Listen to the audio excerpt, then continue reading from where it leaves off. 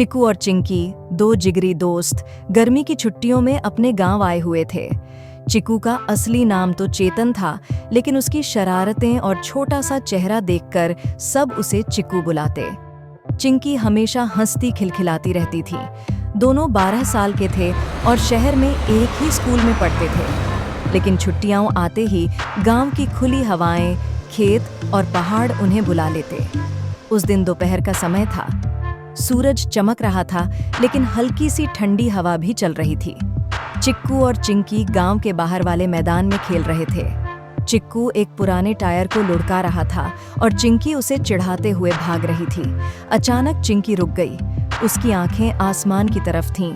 चिक्कू, ये देख, वो क्या है? चिंकी ने उंगली उठाकर आसमान की तरफ इशारा किया। चिक्कू ने टायर छोड़ दिया और आसमान की तरफ देखा। वहां दूर एक बड़ा सा सफेद बादल तैर रहा था, लेकिन ये कोई आम बादल नहीं था।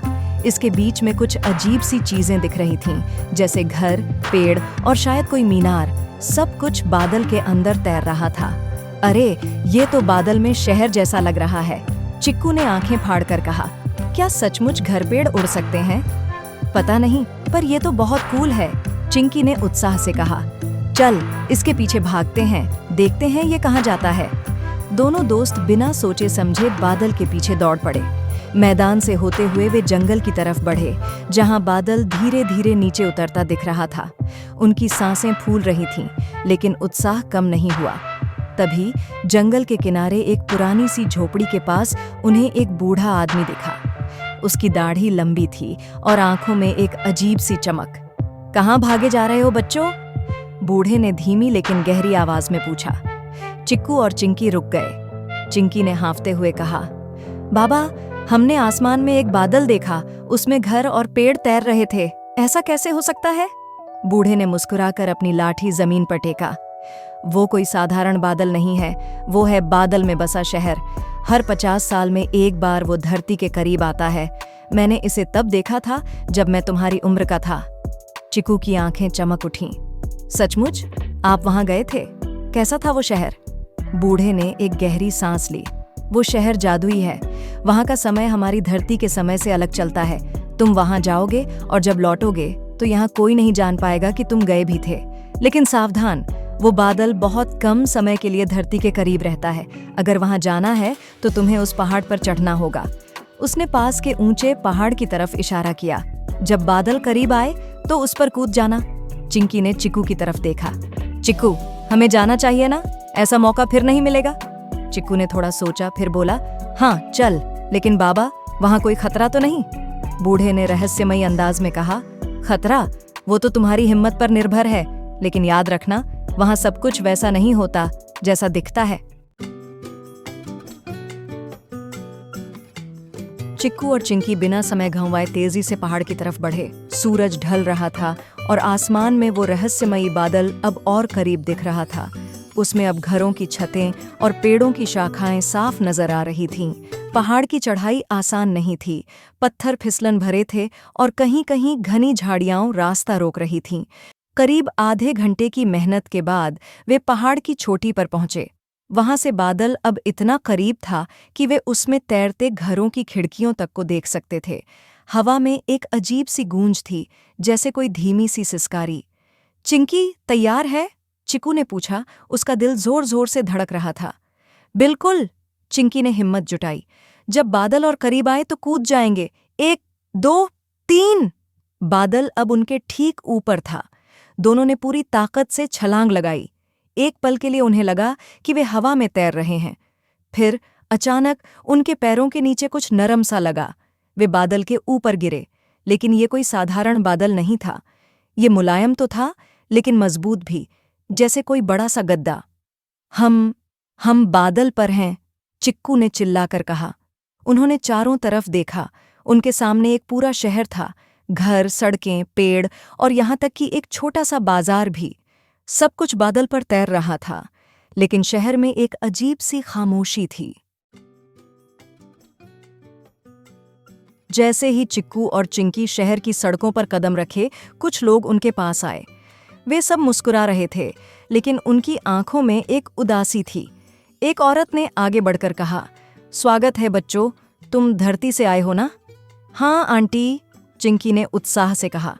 ये शहर तो कमाल का है, लेकिन आप सब इतने उदास क्यों हैं? औरत ने एक गहरी सांस ली। बात लंबी है, चलो पहले तुम्हें हमारे मुखिया से मिलवाते हैं, वो सब बताएंगे। चिकू और चिंकी को एक बड़े से घर में ले जाया गया जो बादल के बने पत्थरों से बना था। वहां मुखिया बैठे थे, एक अधेड़ उम्र के व्यक्ति जिनके चेहरे पर गहरी चिंता की लकीरें थीं। मेरा नाम रवि है, मुखिया ने कहा। तुम लोग यहाँ कैसे आए? चिकू ने पूरी कहानी सुना दी, बादल को देखने से लेकर बूढ़े आदमी की बात और पहाड़ पर कूदने तक। मुखिया ने ध्यान से सुना, फिर बोले, तुम लोग बहुत बहादुर हो, लेकिन हमारे शहर में एक बड़ी समस्या है। क्या हुआ अंकल? चिंकी ने पूछा। यहाँ का समय रुक गया है, मुखिया ने गहरी आवाज में कहा। पिछले 40 साल से कोई बड़ा नहीं हो रहा, बच्चे बच्चे ही रह गए और नए बच्चे पैदा ही नहीं हो रहे। हमारी दुनिया ठहर सी गई है। चिकू ने आश्चर्य से पूछा, लेकिन ऐसा क्यों हुआ? मुखिया ने बताया, हमारे शहर का समय एक जादुई घड़ी से चलता है जो दूर उस बादल के पहाड़ पर लगी थी, लेकिन कई साल पहले वो घड़ी गिर गई। उस पहाड़ पर जाना हमारे लिए मना है क्योंकि वहां खतरनाक रास्ते हैं, इसलिए कोई उसे ठीक नहीं कर पाया। चिंकी ने तुरंत कहा, हम उसे ठीक कर देंगे, हमें बताइए वो घड़ी कहाँ है? मुखिया ने हैरानी से दोनों को देखा। तुम लोग सचमुच ऐसा करोगे? ये आसान नहीं होगा। हम कोशिश करेंगे, चिक्कू ने हिम्मत से कहा। मुखिया ने चिक्कू और चिंकी को एक लड़की से मिलवाया जिसका नाम था पीहू। पीहू उनकी उम्र की थी और उसकी आंखों में शरारत भरी थी।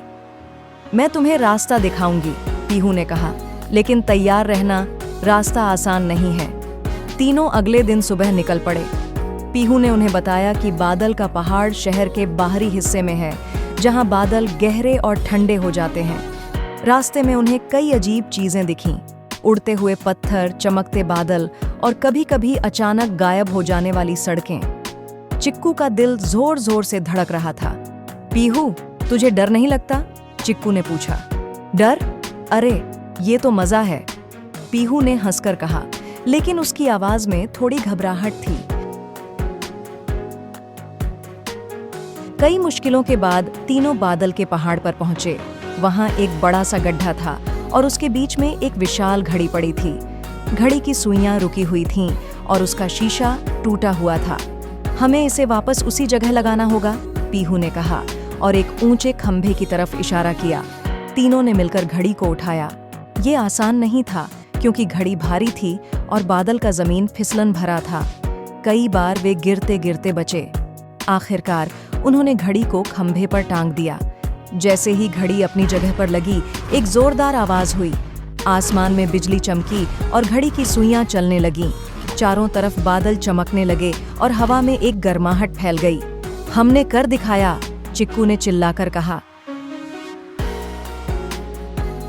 चिक्कू और चिंकी ने बादल के शहर में पूरा 1 साल बिताया।